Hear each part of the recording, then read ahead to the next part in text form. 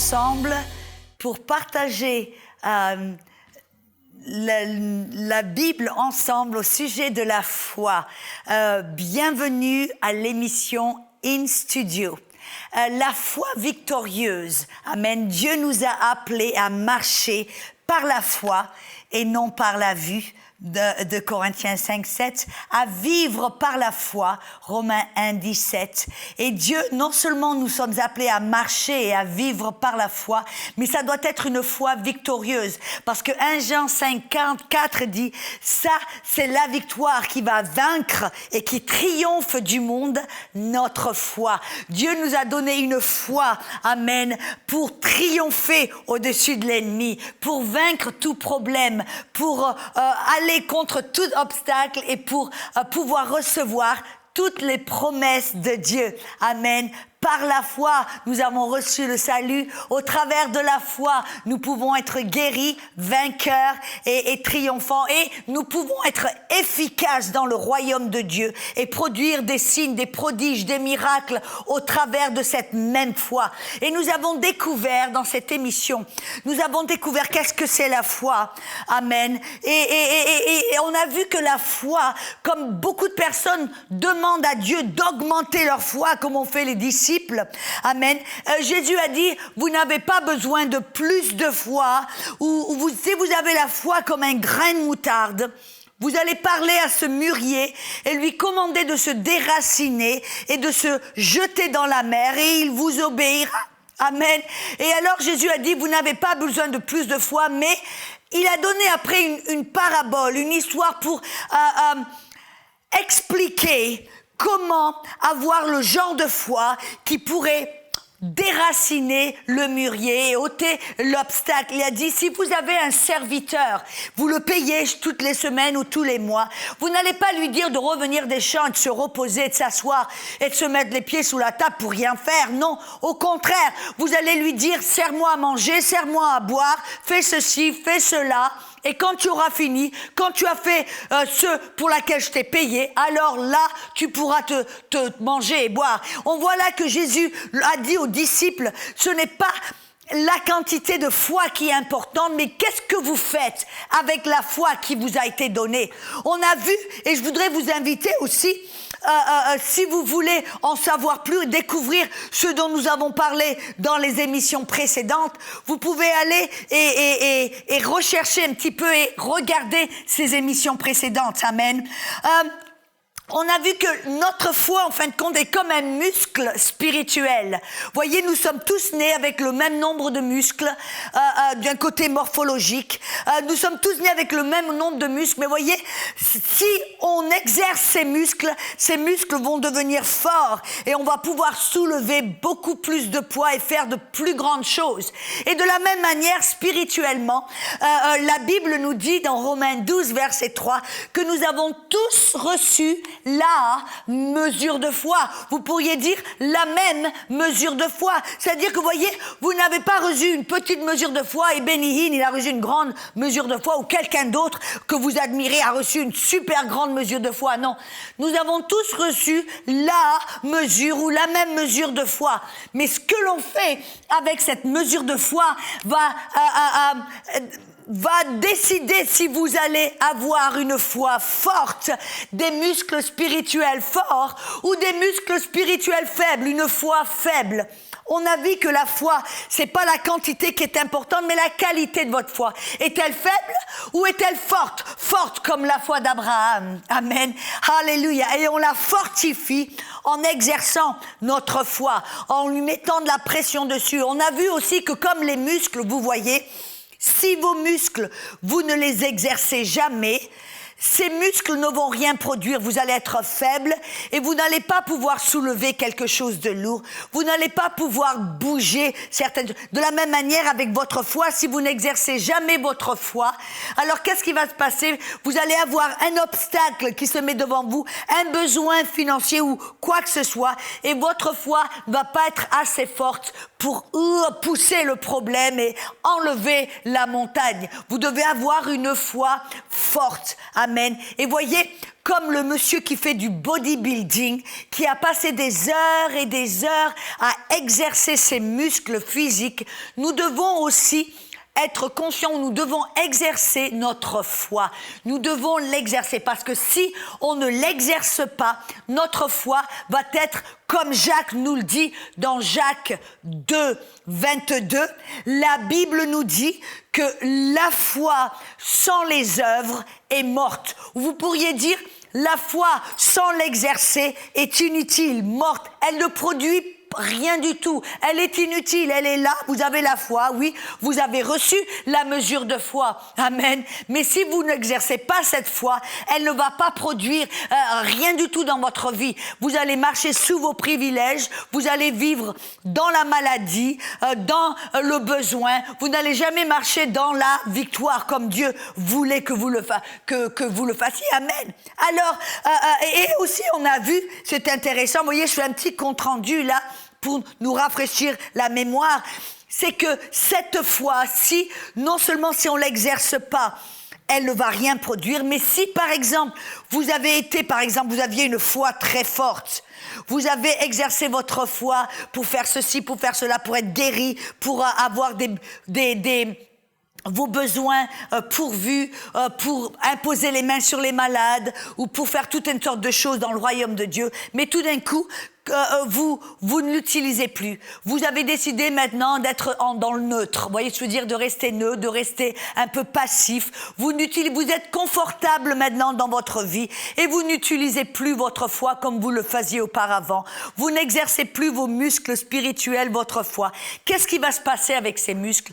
Comme un monsieur qui a des muscles forts et qui est fort, mais tout d'un coup qui arrête d'exercer ses muscles et de se servir de ses muscles, qui est par exemple alité dans un lit d'hôpital et qui ne peut plus exercer ses muscles, qui ne peut plus marcher ou faire quoi que ce soit, qu'est-ce qui va se passer ? C'est ce que l'on appelle l'atrophie. Ces muscles vont se rétrécir, vont s'affaiblir, ils vont perdre leur force et vous allez devenir de plus en plus faible. Vous savez, spirituellement, c'est la même chose. Parce qu'un jour, vous étiez fort spirituellement, que vous avez vu plein de choses, des miracles, des guérisons, des miracles financiers, et que tout d'un coup, vous êtes confortable, tout va bien, et que vous allez un petit peu dans le neutre, vous restez passif, vous n'exercez plus votre foi comme vous le faisiez auparavant, votre foi va rétrécir, votre foi va devenir faible, vous voyez. Et on n'arrive jamais quelque part où tout d'un coup, hop, c'est fini, on n'a plus besoin d'exercer nos muscles. Non, c'est quelque chose que l'on doit faire continuellement. De jour en jour, on doit exercer nos muscles spirituels, on doit exercer notre foi.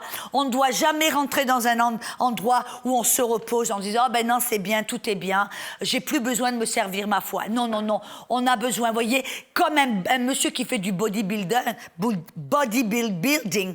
qu'est-ce qu'il fait ? Il commence 20 kilos, 30 kilos, 5, mais il s'arrête pas, il veut voir où est-ce que je peux pousser, est-ce que je peux soulever un peu plus haut, est-ce que je peux faire un petit peu plus, est-ce que je peux aller 160, 170, bon, je sais pas combien ils peuvent soulever, mais vous voyez, un monsieur qui exerce ses muscles constamment, il veut toujours voir s'il peut aller un peu plus loin, s'il peut en soulever un petit peu plus. Et on doit avoir la même mentalité dans l'esprit, on va dire qu'on doit toujours mettre de la pression sur nos muscles spirituel qui est notre foi. On doit toujours exercer notre foi. Voilà, vous avez exercé votre foi pour avoir été guéri d'un mal de tête. Après, ok, la prochaine fois, il y a peut-être tout d'un coup un mal de dents. Allez, vous allez exercer votre foi pour ce mal de dents. Après, il y aura un besoin financier. Vous allez exercer votre foi pour ce besoin financier. Après, il va y avoir quelque chose d'un petit peu plus grave ou d'un petit peu plus important. Vous allez exercer. Et qu'est-ce qui va se passer ? Petit à petit, votre foi va se fortifier. Votre foi va devenir de plus en plus forte. Et ne ralentissez pas, n'arrêtez pas. N'allez jamais dans un endroit où vous vous relâchez en disant « Oh ben maintenant je suis arrivé, tout va bien. » Voilà. Non, non, on va toujours de foi en foi, de gloire en gloire. Amen. Alléluia. Et il faut commencer quelque part. Je veux vous encourager. Parce que très souvent, On a tendance, peut-être financièrement, vous faites confiance à votre boulot, vous faites confiance à la sécurité sociale, vous faites confiance et vous ne mettez jamais la pression pour voir Dieu, votre foi produire des résultats dans le côté financier ou le côté physique. Alors, regardez, toute épreuve, tout besoin, tout obstacle, voyez, regardez ça comme une opportunité pour exercer vos muscles spirituels, votre foi. Amen. Je me rappelle quand j'étais toute jeune dans le Seigneur, que j'ai commencé à entendre et entendre ce message sur la foi. Et alors je me suis rendu compte que c'était moi qui décidais si j'allais avoir une foi forte. Et alors, tout au début, j'ai commencé à exercer ma foi. Je me rappelle, j'étais toute jeune dans le Seigneur, j'avais été sauvée moins d'1 an. Amen. Et Dieu m'avait parlé de partir de la France, de faire 2 valises, de tout vendre, de tout donner et de partir pour les États-Unis. Donc, j'ai atterri aux États-Unis avec 2 valises et pas trop grand-chose dans ces 2 valises. Amen. Tout ce que je pouvais fourrer dans ces 2 valises, c'est tout ce que j'avais au monde. Et alors, je suis arrivée au milieu de l'hiver, en Tulsa, en Oklahoma. Et alors, il faisait tellement froid. Il y avait de la glace sur les pare-brises. Il faisait tellement froid, amen. Mais j'avais pas de manteau. J'avais une petite veste en lin. C'est ça, la seule chose un petit peu chaud que j'avais. Vous voyez, je venais du sud de la France et je n'avais pas de manteau. Et alors, tout de suite, je me suis rendu compte qu'il fallait, d'une manière urgente, que je commence à exercer ma foi. J'ai dit, alors là, c'est une opportunité. Et c'est ça que je veux dire, vous voyez. Tout besoin, toute épreuve, tout obstacle, tout ce qui se passe dans votre vie et toute épreuve et besoin, vous pouvez voir ça, non pas comme une victime en vous disant « Oh, mais pourquoi ça m'est arrivé? Dieu doit pas m'aimer. Pourquoi ça se passe ?» D'abord, c'est pas Dieu qui vous envoie les épreuves, c'est le diable qui vient pour tuer votre foi, pour vous voler, vous détruire et vous tuer. Mais Dieu nous a donné cette foi, une foi victorieuse, une foi qui peut triompher du monde et du problème. Et alors quand un problème arrive, une épreuve arrive, un besoin surgit, on a maintenant la mentalité d'un vainqueur qui dit « Oh là là, youpi, tant mieux, voilà ça, ce problème, cette épreuve et ce besoin, c'est une opportunité. » pour exercer mes muscles, pour mettre ma foi à l'épreuve, pour l'exercer, pour la fortifier. Oh, alléluia! Vous voyez, et c'est ça la mentalité d'un vainqueur. On ne se lamente pas quand on voit une épreuve, une maladie ou un problème. Non, on se réjouit, non pas pour l'épreuve, mais on se réjouit qu'en Christ, nous avons la victoire. Et c'est notre foi qui va triompher du problème. Et au travers de cela, notre foi va devenir de plus en plus forte. Alors voyez là, quand j'ai eu ce besoin et un besoin urgent, j'avais besoin d'un manteau. Qu'est-ce que j'ai fait? Je savais que c'était la volonté de Dieu pour moi d'avoir un manteau, de rester au chaud, n'est-ce pas? Et d'avoir tous mes besoins pourvus. C'est ce que Jésus a dit. Ne vous souciez de rien. Ne vous faites pas de soucis, mais en toute chose. Amen. Regardez, Dieu nourrit les oiseaux. Il va vêtir les fleurs. À combien plus forte raison Dieu va prendre soin de vous? Et alors on voit dans Philippiens 4:6 qui dit ne vous faites pas de soucis, mais en toute chose, avec des prières, des supplications, donnez vos supplications et vos demandes à Dieu, et vous allez voir Dieu pourvoir à vos besoins. Et alors, c'est ce que j'ai fait. Mais alors, je suis allée au magasin. J'ai dit, OK, Dieu, tu pourvois mes besoins parce que tu es un bon papa. Et alors, j'ai dit, si je vais avoir un manteau, tant qu'à faire, je veux un beau manteau. Amen. Et alors, je suis allée au magasin et j'ai vu le manteau, j'ai regardé quel genre de manteau je veux. Est-ce que je veux un manteau noir, un manteau ceci, courbe, bref. Et j'ai trouvé le manteau que j'aimais. Oh, il m'a tapé à l'œil. C'était un beau manteau. Et alors, je vais vous dire la vérité, c'est pas le genre de manteau qu'on voyait à tous les coins de rue. C'était un manteau qui était long, qui était avec un grand col. Il était d'une couleur très spéciale. On n'en trouvait pas deux comme ça, en fin de compte. Et oh, ce manteau m'avait tellement attiré l'œil. J'ai dit, oh Dieu, c'est ce manteau que je veux. Alors j'ai mis mes mains sur ce manteau. J'ai dit, Seigneur, je te remercie que c'est ce manteau que tu me donnes. Papa, je te remercie au nom de Jésus. Je te remercie pour ce manteau. Je reçois ce manteau au nom de Jésus. Et vous voyez, personne d'autre ne savait que j'avais demandé ce manteau. Personne d'autre ne savait que j'avais été au magasin et que j'avais choisi ce manteau. Personne ne savait même que j'avais besoin d'un manteau. J'avais gardé la bouche fermée. Personne ne le savait, sauf mon Papa Céleste. Et alors, qu'est-ce qui s'est passé quand je suis sortie du magasin, après avoir prié? Oh, à l'intérieur, j'étais pleine de joie. Oh, je me réjouissais parce que j'ai dit, oh là là, tant mieux. Ça va être une opportunité pour voir Dieu à l'œuvre. Ça va être une opportunité parce que là, vraiment, si ça se passe, je vais savoir que ça vient de Dieu. Il n'y a aucun doute, voyez, parce que c'était ce genre de manteau que personne ne portait. On en voyait un, c'était vraiment un manteau assez unique. Et je lui dis, Dieu, si tu m'amènes ce manteau, alors là, vraiment, chapeau. Je vais savoir vraiment que ça vient de toi. Et alors, j'ai attendu 1 semaine, 2 semaines. Au bout de quelques semaines, tout d'un coup, il y a une dame, j'avais gardé ses enfants. Amen. J'avais fait du babysitting. Et alors, à la fin de la journée, elle vient vers moi avec un sac en papier marron, un peu frissonné, tout. Voyez, on aurait presque dit de quelque chose qu'elle avait trouvé, peut-être, je sais pas où. C'était un peu particulier.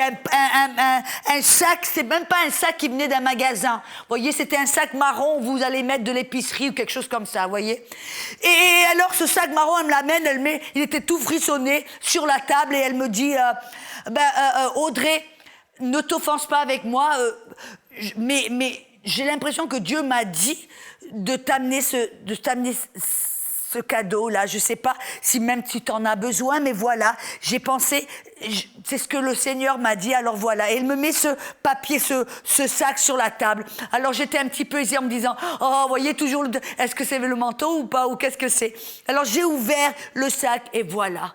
Bingo, le manteau. Mais je ne dis pas n'importe quel manteau, même pas un manteau qui lui ressemble. Le manteau. Qu'est-ce que vous pensez ma foi? Qu'est-ce qui s'est passé avec ma foi?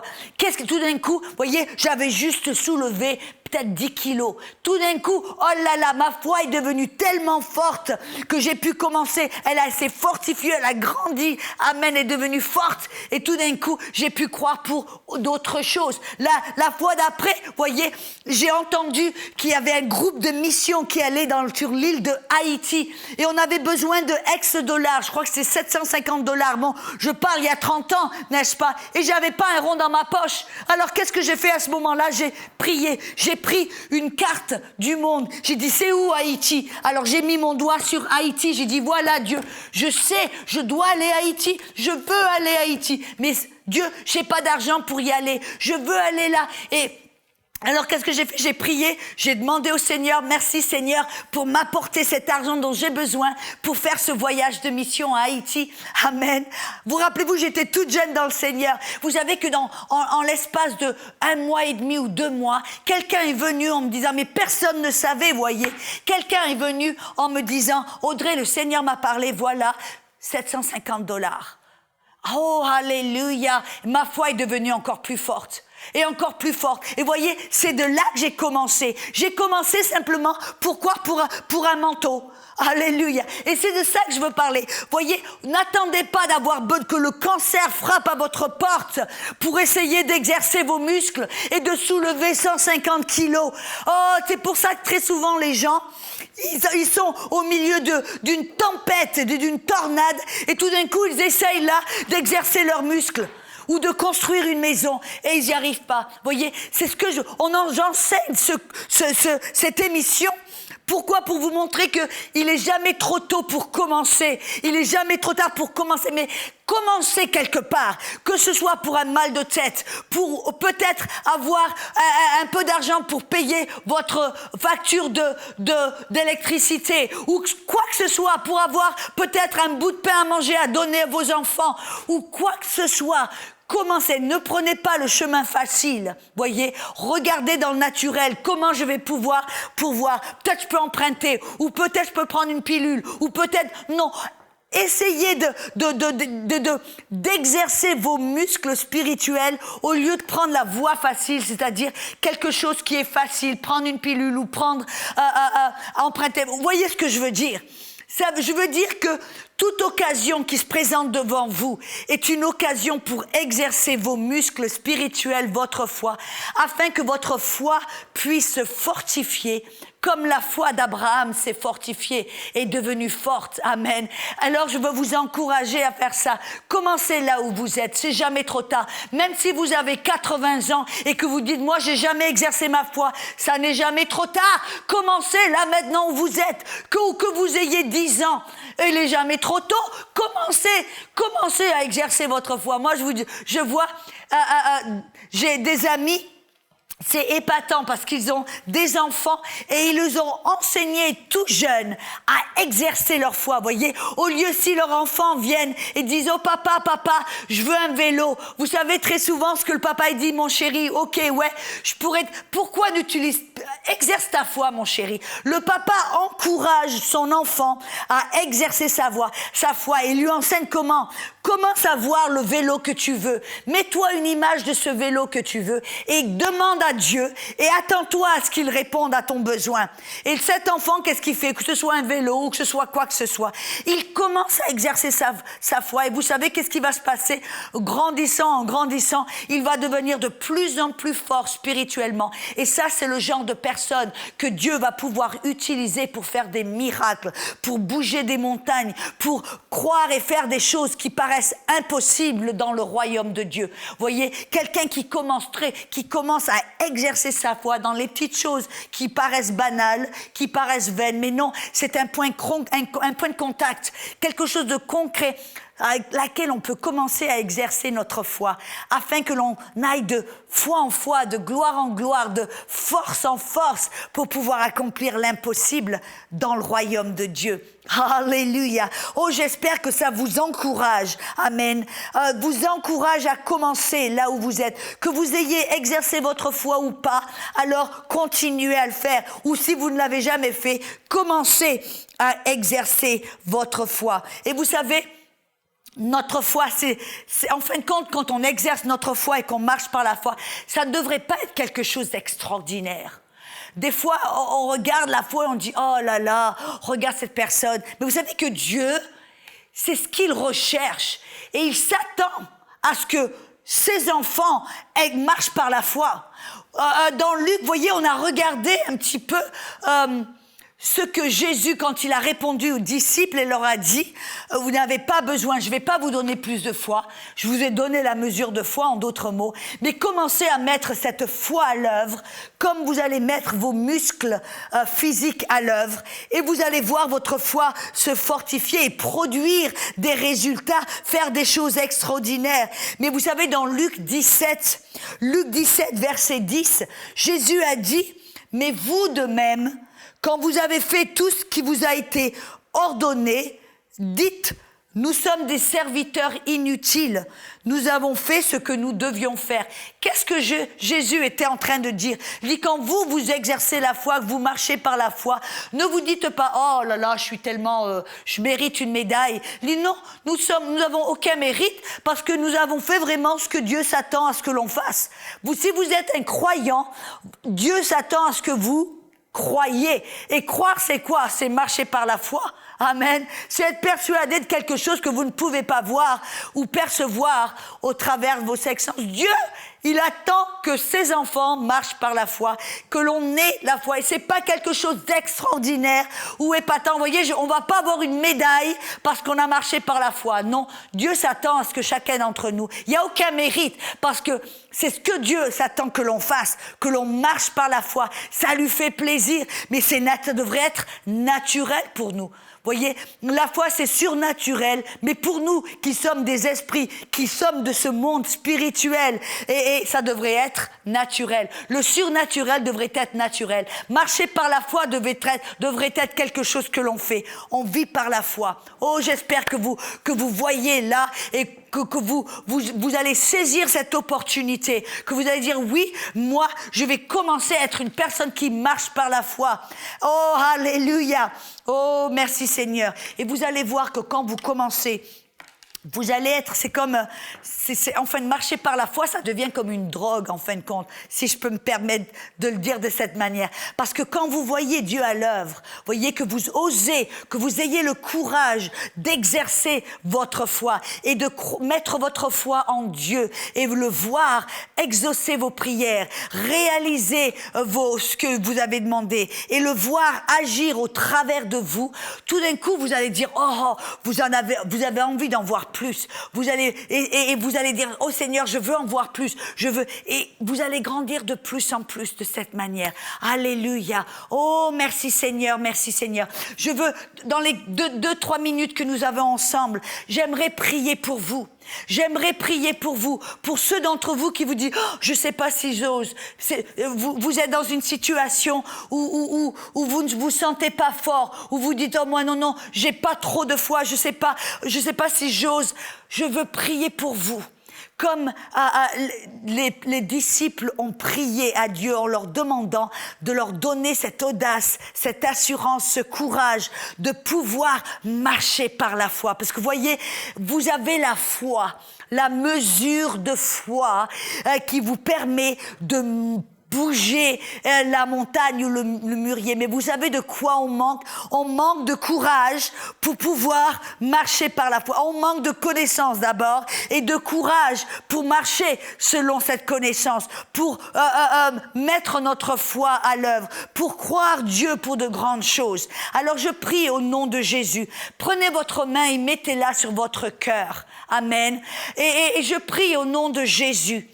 Seigneur, nous te remercions pour fortifier notre être intérieur en Jésus-Christ. Et je te demande, Seigneur, comme Pierre et les disciples t'ont demandé, de nous donner le courage, cette assurance, cette audace, que nous puissions marcher par la foi, que nous puissions oser croire pour de grandes choses, que nous puissions oser marcher par la parole, te demander des choses impossibles, de te demander à faire des choses impossibles. Seigneur, donne-nous le courage de oser marcher par la foi, oser te demander ces choses qui paraissent impossibles. Fortifie-nous dans notre être intérieur par ton esprit. Oh Seigneur, nous te remercions pour nous donner ce courage et cette audace de pouvoir aller faire ce pas en avant, amen, de marcher par la foi, même si nos 5 sens nous disent que c'est impossible. Non, nous allons le faire. Nous allons oser mettre notre foi dans la parole et en Dieu. Au nom de Jésus. Amen. Oh, je me réjouis parce que c'est quand on ose marcher par la foi et croire en la parole et mettre notre foi en Dieu que l'on commence à voir des miracles, des choses extraordinaires, à marcher dans le surnaturel. Oh, et ça, Dieu, ça lui plaît. Et vous allez voir que vous allez être de joie en joie de voir Dieu à l'œuvre en vous. Alors revenez nous voir pour la prochaine émission In Studio.